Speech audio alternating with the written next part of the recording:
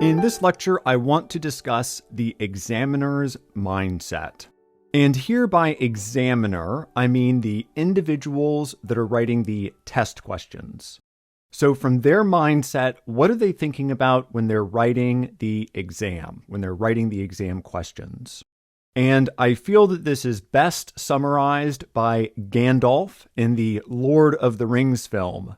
And for those that haven't seen Lord of the Rings, well, you need to go watch it right away.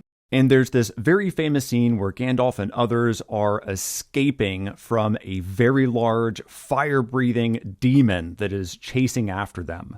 And so everyone is escaping across this very narrow bridge. The others get across, and Gandalf is standing in the middle of the bridge, trying to lure the demon to come after him. And just as the demon is coming towards Gandalf, he screams, "You shall not pass!" And he drives his staff into the bridge where it collapses the demon's half of the bridge and the demon falls into the pit. Well, as to not spoil the rest of the movie, I will stop there and you can go watch it to see what happens next. This is the examiner's mindset. While it may be a little harsh to say that they don't want you to pass, they certainly don't want everyone to pass. And so in this lecture, I want to talk a little bit about how these certificates are valuable commodities. I want to talk about what makes them valuable. And then I want you to think a little bit about the examiner's mindset and how they're writing the questions that you are going to be answering on the exam. So the cold, hard economic facts are that the certificates that we are testing for are commodities. These are resources. They are sources of capital. This could be social, cultural, political capital. We have earned a certificate, a highly sought after and competitive certificate, and that therefore makes us more competitive on the job market. And so these certificates create a lot of value, not only for us when we earn them, but also for the issuing organization. And we can think about this very broadly across a number of organizations and certificates. These organizations earn revenue through registration fees, training fees, and renewal or maintenance fees. And the issuing of a competitive certificate also makes the organization a market and industry leader. And so there's value for everyone. There's value for us as those who are taking the exam and earning the certificates. And there's also value for those that are issuing the certificates. And specifically concerning the issuing of certificates, one thing that helps keep these certificates valuable is their scarcity. And applying this concept of scarcity to a commodity, to something like a certificate, means that not everyone can have it. If everyone can earn the certification, then it loses its value. Therefore, not everyone can earn the certificate. Not everyone that takes the exam is going to pass. And it's not just passing the exam, but there are other barriers to entry, such as receiving the appropriate training, being able to pay the registration fees, etc. So why is this important? Why is the concept of scarcity when it comes to certificates, what does that have to do with us here preparing for the exam?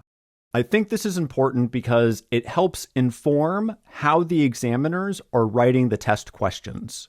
And when you understand what the motive is behind writing the questions, how they're writing the questions, that is going to help prepare you for reading, understanding, interpreting, and answering the questions. Again, the examiners don't want everyone to pass. The certificate needs to remain a scarce commodity. And while the IAPP hasn't published any statistics concerning the exam's pass rate, they have recently shared 2 statistics that might give us some indication concerning that number. Toward the end of 2024, IAPP celebrated 10,000 individuals that had taken the AIGP training. Alongside that statistic, they also shared around the same time that 1,000 individuals had earned the AIGP certification. So it's unclear how many people that took the training actually went on to take the test, and then how many of those individuals passed the test and earned the certificate. But at the very least, it demonstrates that even though a large number of people have taken the training, only around 10% of those people have gone on to earn the certificate. And so when it comes to writing questions, there are a few different things the examiners are doing to try and lower your chances of passing. One of those things is to stress your cognitive load. And your cognitive load, this is the mental effort that is required when processing information, reasoning, and thinking. And this capacity, our cognitive load, is limited, not only in its capacity, the amount of information that we can process, but also the duration for how long can we focus serious, sustained mental effort on a particular task. And through stressing your cognitive load, one thing the examiners are likely looking to do is to cause anxiety and self-doubt. And so, as the examiners are writing test questions, there are a few different strategies that they are going to deploy. They are purposely going to be writing confusing questions and confusing answers. They're going to provide in their scenarios superfluous details to try and distract you, to draw your attention away from the information that is necessary to successfully answer the question. And they are also going to introduce twists and turns in the questions and perhaps introduce unexpected terms to again distract you. Again, all of this is important to know so that when you sit down with the actual exam, when you start going through it, you understand how those questions have been strategically crafted. Knowing this going into the exam will help to prepare you psychologically for what to expect. In this lecture, we looked at a concept that I refer to as the examiner's mindset. It's important to understand that these certificates are commodities. And one thing that makes commodities valuable is their scarcity. As such, not everyone can pass the exam. If everyone had this certificate, then the value of the certificate would be lowered. And that impacts everyone. It impacts the organization that is issuing the certificate. And it also impacts those that have devoted a lot of time to preparing for, sitting, and passing the exam.